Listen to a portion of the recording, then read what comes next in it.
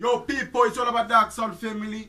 Yeah, man, Don't Stop Rhythm, produced by DJ Tunde, one of the baddest producer out of Dark Sound. I live for 55, my youth. Show them, my youth. DJ Tunde, start it nice and easy. Who them? A shit high.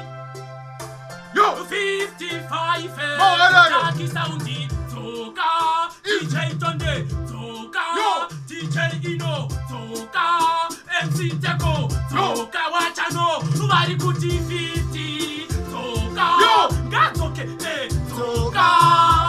And did you Parula Mataka? But I never panga nema raka. Makati 50. Toka, Gatoke, Toka. Dichiva Pakira Musaka. Takava Pekera, Sikupesira Umaga. Anenge Munga. Yo! Baka Kutinganga. Pano Toda Kashinga. Ayeshivingi Kumbutanga. Yo! Wachano. Inkwasi Peura Reha Imura Apo. Yo! Kushiki Wapakuma. Jesus!